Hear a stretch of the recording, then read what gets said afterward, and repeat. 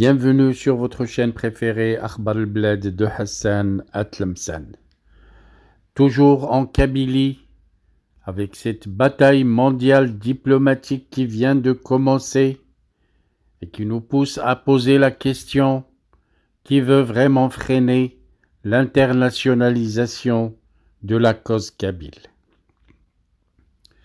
Pendant que Monsieur le Président Farhat Mhenni ne ménage aucun effort pour la Kabylie, l'individu Saïd Sadi, pouvais-je lire sur des médias kabyles, se perd dans les tribunaux.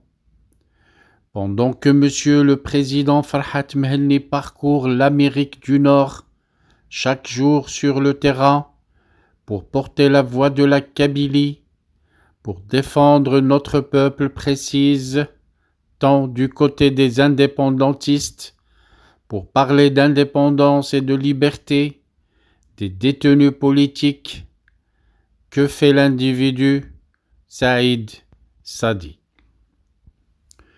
Pour les maquistes, il traverse la France, mais pas pour la Kabylie. Non, Saïd Sadi traverse les palais de justice pour attaquer les Kabyles, les militants et toute voix libre, précisent les maquistes. Sadi coupable ou pas coupable, je préfère ne pas me prononcer à ce sujet, mais ce débat me pousse à vous proposer un live très puissant, structuré, stratégique et politiquement percutant, un live centré sur l'analyse des stratégies divergentes du mouvement kabyle, sur son internationalisation et sur les enjeux géopolitiques. Voilà donc, chers abonnés, fidèles de votre chaîne préférée Akhbar al-Bled, bienvenue dans cette édition spéciale, car ce soir, nous posons des questions que beaucoup évitent. Pourquoi la question kabyle revient-elle avec force sur la scène internationale? Pourquoi certaines puissances commencent-elles à écouter ce dossier? Et pourquoi observe-t-on des tensions internes au moment même où la cause kabyle franchit un cap diplomatique? Et surtout, la question la plus importante: qui a intérêt à ralentir cette dynamique? Restez avec nous jusqu'au bout, car cette analyse va éclairer les enjeux profonds d'un moment historique.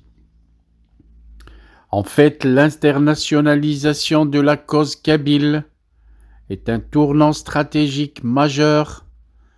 Depuis plusieurs années, Farhat Mhenni multiplie les déplacements à l'étranger, notamment en Amérique du Nord.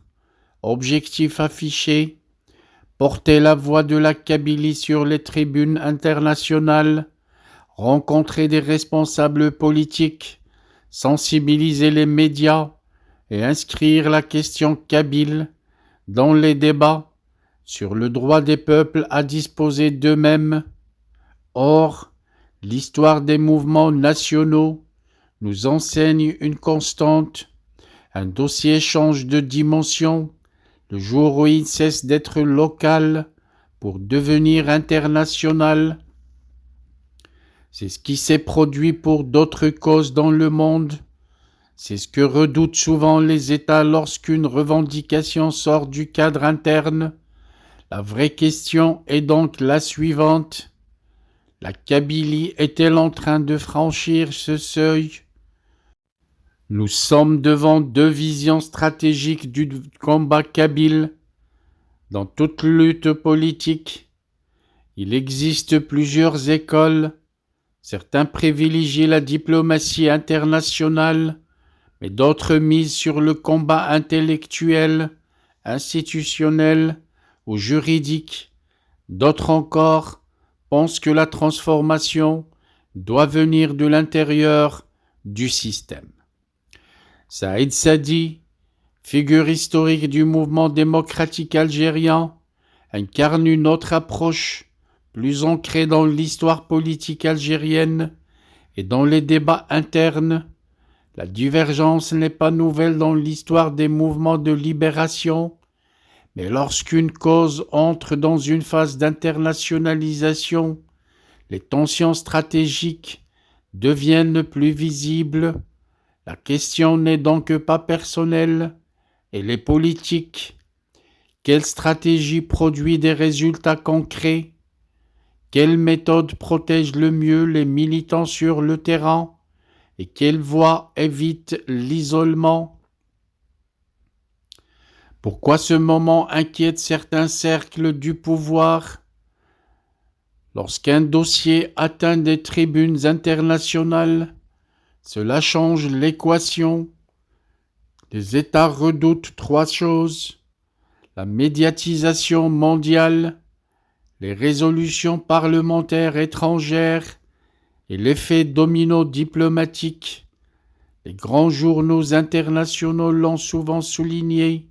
Dans d'autres contextes, lorsqu'une revendication identitaire s'internationalise, elle cesse d'être un simple débat interne et devient une question de droits humains, de gouvernance et de stabilité régionale. La Kabylie, historiquement marquée par des soulèvements majeurs, du printemps amazigh de 1980 au printemps noir 2001, possède déjà une mémoire politique forte. Ce qui change aujourd'hui, c'est surtout cette dimension extérieure, et c'est précisément cette dimension qui crée des crispations. Nous arrivons à la diaspora, qui est un acteur clé du nouvel équilibre, un autre élément essentiel, celui de la diaspora kabyle.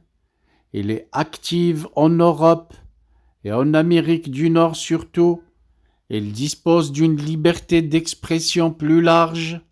Elle peut organiser des conférences, interpeller des élus, utiliser les médias internationaux.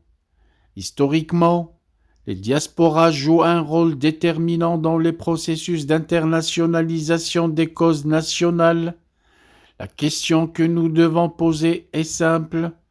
La diaspora kabyle est-elle aujourd'hui le moteur principal du changement stratégique? Le risque des divisions internes, toute cause politique, affronte un défi majeur, celui de l'unité. Les débats stratégiques sont normaux, les divergences d'approche sont inévitables, mais lorsque les divisions deviennent dominantes, elles peuvent ralentir la dynamique. Les observateurs internationaux regardent toujours un point essentiel. Le mouvement est-il structuré? Est-il cohérent? Présente-t-il une vision claire et stable? Ce sont ces critères qui déterminent la crédibilité d'un dossier sur la scène mondiale. Nous en arrivons au facteur générationnel, car là un autre élément mérite l'analyse, c'est la jeunesse kabyle.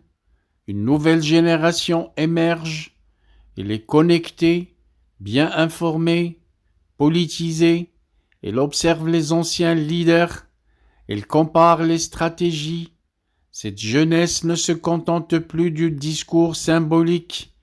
Il demande des résultats concrets, des alliances stratégiques et une vision moderne. Le leadership kabyle est-il prêt à intégrer cette nouvelle donne? Voyant le contexte géopolitique régional, nous ne pouvons pas analyser ce sujet sans évoquer le contexte maghrébin et méditerranéen. Les équilibres régionaux évoluent. Les alliances changent, les priorités énergétiques et sécuritaires redessinent tous les rapports de force. Dans ce contexte, toute revendication identitaire prend une dimension géostratégique. La Kabylie n'est pas isolée du monde, elle se trouve au cœur d'une région stratégique, et cela explique pourquoi certains acteurs surveillent attentivement chaque évolution.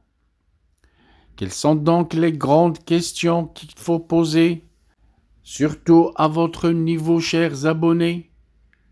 Je vous propose de poser directement la question: l'internationalisation est-elle la meilleure voie pour la Kabylie? Répondez sur des commentaires. L'unité des différentes sensibilités kabyles est-elle encore possible? Là aussi, j'attends votre réponse sur un commentaire. La diaspora doit-elle jouer un rôle plus structuré? Laissez votre réponse. Les divergences actuelles affaiblissent-elles ou enrichissent-elles le débat? Vos réponses comptent énormément. Laissez votre avis sur un commentaire pour enrichir le débat. J'en arrive à la conclusion.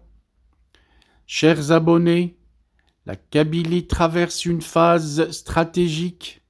Les lignes bougent, les regards internationaux s'ouvrent, les débats internes s'intensifient.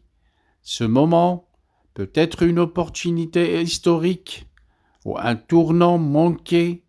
L'histoire jugera les stratégies choisies et ceux qui profiteront des opportunités. Mais une chose est certaine, la question kabyle n'est plus invisible. Merci d'avoir suivi cette analyse sur votre chaîne préférée Akhbar al-Bled. Si vous avez apprécié ce travail d'analyse approfondie, cliquez sur j'aime et surtout partagez cette vidéo avec votre entourage, vos amis et collègues et votre famille pour qu'ils puissent eux aussi bénéficier de cette analyse et laisser son avis. Abonnez-vous si ce n'est pas encore fait et surtout laissez un commentaire. Votre voix compte énormément pour faire avancer Akhbar al-Bled. À très bientôt pour une nouvelle édition.